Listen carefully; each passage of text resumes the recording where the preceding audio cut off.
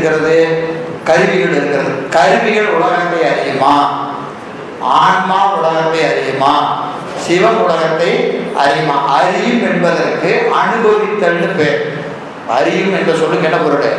அனுபவித்தல். இப்போ உலகத்தை அனுபவிப்பது எது? பசுவா, பாசமா, பரியா? இந்த 3 கேள்விக்கு பதில் தான் 56. 56வது பாட்டு. இந்த 3 கேள்வியை கேட்டு இந்த 3ல உலகத்தை அனுபவிப்பது எது? உலகத்தை அனுபவிப்பது எது? அசத்தாகிய பிரபஞ்சத்தை அறிவது எது என்பதுதான் கேள்வி. அப்ப அந்த கேள்விக்கு விடையாக 56 சொல்ற. எவ்வறிவு அசத்து அறிந்தது என்னில் உயிர் அறியாது, ஈசன் அவ்வறிவு அறியான், அல்லது அசேதனம் அறியாது, ஆதி செவ்விய கருவி கூடி தெரிவுறாது, அருளில் சேராது, ஒவ்வொரு வகையது எண்ணில் ஒளி இருள் ஒருங்குறாவே. இந்த பாட்டில் 6 வகையான கருத்தை சொல்லி மறுக்கிறார். இந்த பாட்டில் எத்தனை கருத்து இருக்கு? 6 கருத்து இருக்கிறது. உலகத்தை அறிவது எது? கேள்வி இதுதான். உலகத்தை அறிவது என்பதற்கு என்ன பொருள்?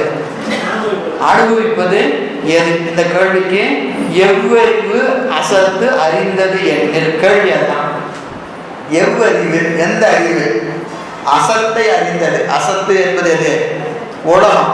இந்த இடத்துல அசத்து என்பது உலகம். எந்த அறிவு உலகத்தை அறிந்தது? அறிந்ததுன்னு என்னது? அனுபவித்தது. கேள்வி இதுதான். எவ்வறிவு அசத்து அறிந்தது என்னில் எந்த அறிவு அசத்தாகிய உலகத்தை அனுபவிக்கின்றது என்றால் கேள்வி. பதில் வரிசையா சொல்றாரு பாருங்க. உயிர் அறியாது, உயிர் அறியாது. ஆன்மா உலகத்தை அறியாது. அறியாதுன்னு என்ன அர்த்தம்? அனுபவிக்காது. சரியா?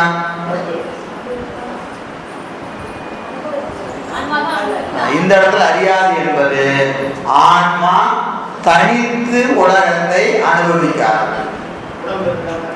அது அனுபவிக்கிறதுக்கு நிறைய எக்ஸ்ட்ரா எல்லாம் வேணும். ஆன்மா மட்டும் போய் உலகத்தை அனுபவி அப்படின்னா என்ன சொல்லாது? நான் எப்படிங்க போய் அனுபவிக்கிறது? எனக்கு கருவி வேணுங்க அப்படின்னு சொல்லணும். கருவி வேணுங்கன்னு சொல்ல. அப்போ தனித்து எதறியாது? ஆன்மா உலகத்தை அனுபவிக்காது. எனவே உயிர் அறியாது. உயிர் அறியாது என்பதற்கு ஆன்மா தனித்து அறியாது. புரியுதா இல்லைங்களா? முதல் ஆப்ஷன் என்னது? தனித்து அறியாது. அடுத்தது ஈசன் அவ்வறிவு அறியான். ஈசனாகிய சிவம் அசத்தாகிய உலகத்தை அனுபவிக்க வேண்டிய அவசியம் இல்லை. அசத்தை அனுபவிக்க வேண்டிய அவசியம் அவனுக்கு இருக்கா? ஏன் இல்லை?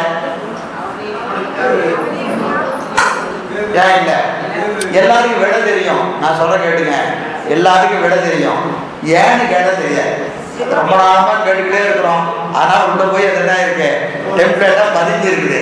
ஏன்னு கேட்டா தெரியல. உலகத்தை இறைவன் அனுபவிக்க வேண்டிய அவசியம் இல்லை. ஏன் அப்படின்னு கேட்டா அனுபவம் என்பது இப்ப எப்படி இருக்குன்னா, இப்போ நீங்க எதை அனுபவிக்கிறீங்கன்னு கேட்டா உங்களுக்கு வேற ஒரு பொருளை தான் நீங்க அனுபவிச்சுட்டு இருக்கீங்க. நீங்க அனுபவம் என்பது எப்போ வருது? இப்போ உலகத்தை அனுபவிக்கும் போது எப்படி அனுபவிப்போம்? உங்களுக்கு வேற இருக்கணும். அதை பெருகிற போது உங்களுக்கு என்ன வருது? ஒரு அனுபவம் வருது இல்லையா? அப்போ இறைவன் உலகத்தை வேறாக நின்று அனுபவிக்க வேண்டிய அவசியம் இல்லை. காரணம் என்னது? அதுக்குள்ளேயே இருக்கிறான். அந்த பொருளுக்குள்ளேயே அவன் இருக்கிறான். அதனால அவன் என்ன செய்ய வேண்டாம்? வேறாக நின்று அனுபவிக்க வேண்டாம். அனுபவிக்க வேண்டாம். எனவே ஆன்மா தனித்து அறியாது, சிவம் அதற்கு வேறாக இல்லை. அதனால் அதை அனுபவிக்க வேண்டிய அவசியம் சிவத்துக்கு இல்லை. ஈசன் அவ்வறிவு அறியான், அல்லது அசேதனம் அறியாது, அல்லது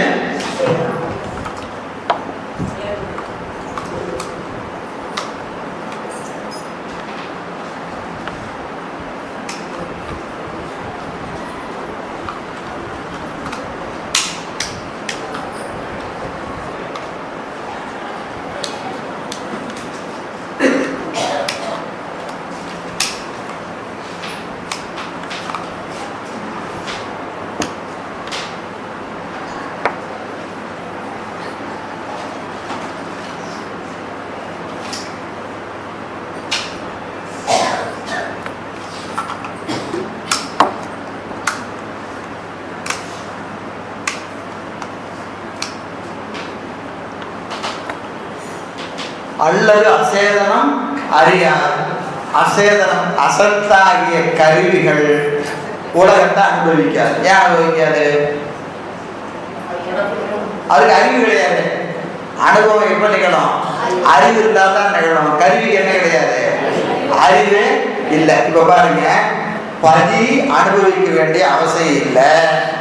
ஆன்மா தனித்து அறிய முடியாது. கருவிகளுக்கு அறிவு இல்லை. கருவிகளுக்கு அறிவு இல்லை. இப்போ 3 பதி பசு பாசம்னு சொன்ன 3 தனியா நின்று என்ன செய்யாது? உலகத்தை அனுபவிக்காது. 3 ஆப்ஷன், 3 இல்லை. அடுத்து 4வது ஆப்ஷன் சொல்றாரு. என்னது? ஆவி செவ்விய கருவி கூடி தெளிவுறாது. அப்படின்னா ஆவினா உயிர். உயிர் கருவிகளோடு கூடி நின்று, உயிர் கருவிகளோடு கூடி நின்று உலகத்தை அனுபவிக்கும். சரியா தப்பா? கருவிகளோடு கூடி நின்று ஆன்மா உலகத்தை அனுபவிக்கும். சரியா தப்பா? அப்போ கருவியும் ஆன்மா இருந்தா மட்டும் போதாது. ஏன்னா கருவிக்கு அறிவு கிடையாது. இவருக்கு அறிவிக்கிற தன்மை கிடையாது. யாருக்கு? ஆன்மாவுக்கு அறிவிக்கிற தன்மை கிடையாது. இவனே அறிவிச்சாதான் அறிவிப்பான். இவனுக்கே காட்டுறதுக்கு ஒரு ஆள் வேணும். இவன் போய் கருவிக்கு காட்டுவானா? காட்ட மாட்டான். அப்போ ஆன்மாவும் கருவியும் கூடினால் உலகத்தை அனுபவிக்குன்னு சொன்னா பொருந்தாது. ஏன்னா ஒண்ணு அறிவில்லாதது, இன்னொன்னு அறிவித்தால் அறிவது. அறிவித்தால் அறிவு. அப்ப இந்த 2 கூடுனா உலகத்தை அனுபவிக்குமா? அனுபவிக்காது. அப்ப 3வது 4வது ஆப்ஷனும் தப்பு. அப்ப 5வது ஆப்ஷன் ஆன்மா அருளில் சேராது. ஆன்மா அருளில் சேராது. ஆன்மாவும் சிவமும் கூடி உலகத்தை அனுபவிக்கும். இந்த பேருக்கு கரெக்டா இருக்கா இல்லையா? கருவிகரணங்கள் இருந்தா அனுபவிக்கும். இது சரியா தப்பா?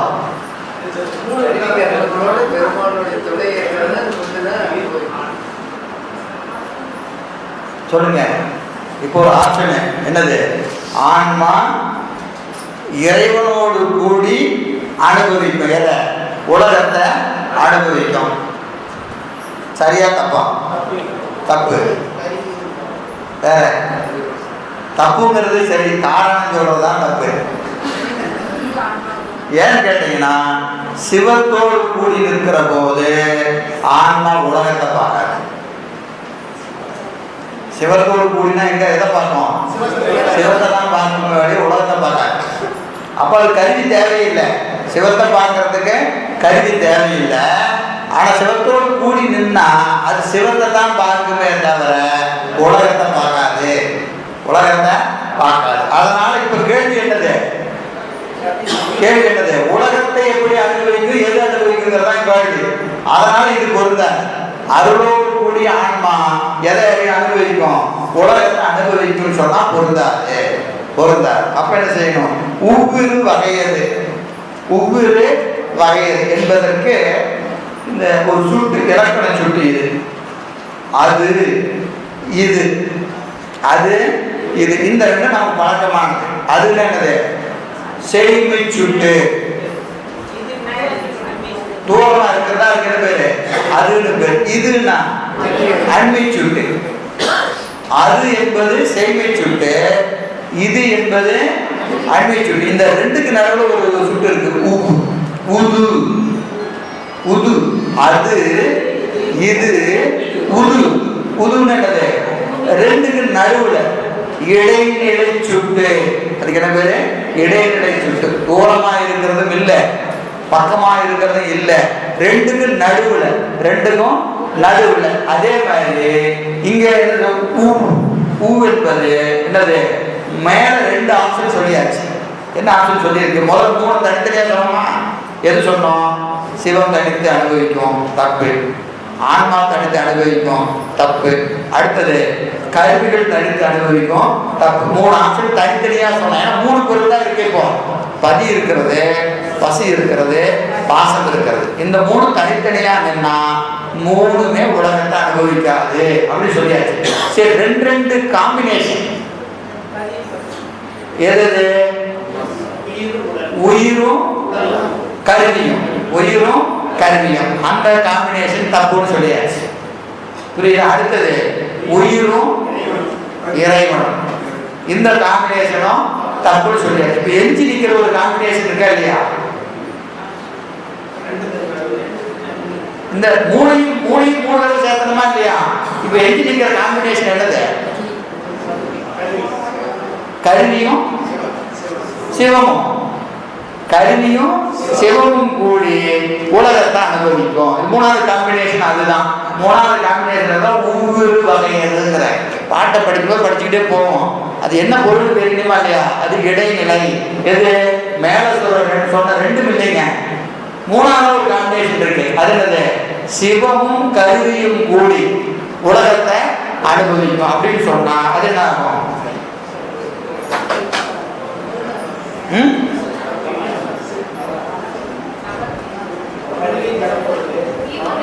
அது ஒளியும் இருளும் போல.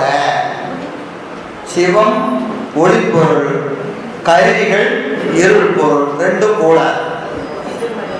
எதிர்மறை பொருள் எது? கருவிகளுக்கும் சிவத்துக்கும் பொருத்தம் கிடையாது. ஏன்னா சிவம் அனுபவிக்கணும்னா கருவி எல்லாம் வேண்டியது இல்லை. கருவி இல்லாமே பெருமான் அறிவான். நம்ம மாதிரி கருவி அவனுக்கு வேண்டியது இல்லை. ஏன்னா அது கூடாது. அருளும் கருவியும் கூடாது அப்படின்னு இப்ப இந்த 6 வகையான கருத்திலையும் ஆன்மா உலகத்தை அனுபவிக்கிறது சொன்னா போதாது. 6ஐயும் மறுக்கும்படி சொல்லிக்கிறார். 6 காம்பினேஷன் சொல்லியிருக்கிறாரா இல்லையா?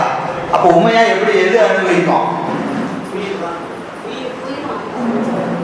6 சொல்லி இது இல்லைன்னு சொல்லிட்டாரு. பாட்டில் அவ்வளவுதான் இருக்கு. கேள்வி என்ன கேள்வி? எது அனுபவிக்கும் அப்படிங்கிறதா கேள்வி. இப்ப இந்த பாட்டில் என்ன இல்லை? பதில் இல்லை. 6 வகையை சொல்லி மறுப்பு சொல்லிட்டாரு. அப்ப பதில் என்னன்னு கேட்டீங்கன்னா 3 கூடிதான் அனுபவிக்கும். எப்படி அனுபவிக்கும்? இறைவன் காட்ட ஆன்மா கருவிகள் வழியாக நின்று உலகத்தை அனுபவிக்கும். புரியுதா இல்லைங்களா? அப்போ 3 இருக்கணும். இப்போ ஒரு காட்சி நிகழணும், ஒரு அனுபவம் நிகழணும்னா அது எதுக்கு? ஆன்மாவுக்கு ஒரு அனுபவம் நிகழணும். உலகத்தை அனுபவிக்குதுன்னு சொன்னா யார் வேணும்? 3 பொருள் வேணும். கருவிகள் வேணும், ஆன்மா வேணும், இறைவனும் வேணும். இறைவன் இயக்க, இறைவன் காட்ட, ஆன்மா கருவிகள் வழியாகத்தான் அனுபவிக்கும். கருவிகள் வழியாக அனுபவிக்கும். அப்ப இதுல 3ல எது இல்லைனாலும் அனுபவம் நிகழாது.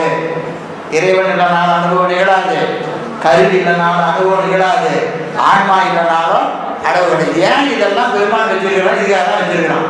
இறைவன் இதெல்லாம் வச்சிருக்கு. ஒரு பொருள் இருக்குதுன்னா அதுக்கு என்ன இருக்கணும்? ஒரு காரணம் இருக்கணும். உலகத்தில் இருக்கிற எல்லா பொருளுக்கும் ஒரு காரணம் இருக்கிறது. காரணம் இல்லாமல் வெறுமனே எந்த பொருள் உலகத்தில் கிடையாது.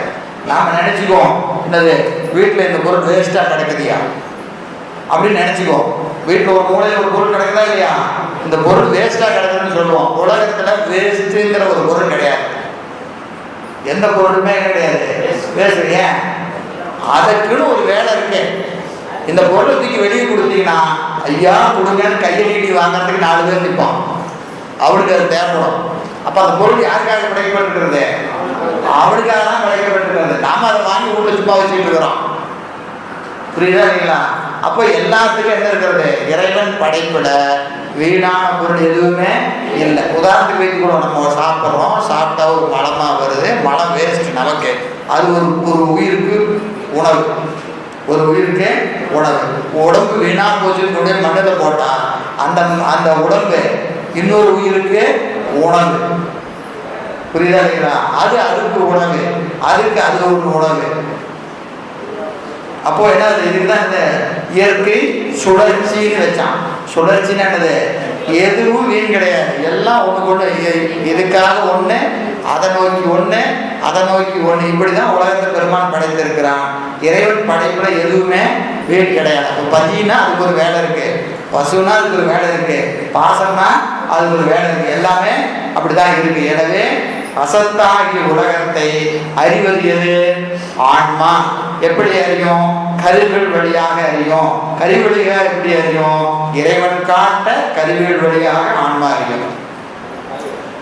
அப்போது எந்த காட்சி பார்த்தாலும் எந்த அனுபவம் நிகழ்ந்தாலும் இதன் வழியாகத்தான் நம்ம பார்க்கணும். அப்போ நான் பார்த்தேன் அப்படின்னு சொல்லக்கூடாது. நாம் பார்த்தேன்னு சொன்னால் அதுக்கு முன்னாடி என்ன இருக்கணும்? நமக்கு முன்னாடி கருவி இருக்கணும், நமக்கு பின்னாடி சிவம் இருக்கணும். நமக்கு கருவியும் தெரிய மாட்டேங்குது, சிவமும் தெரிய மாட்டேங்குது, நாம் மட்டும் தெரியணும்.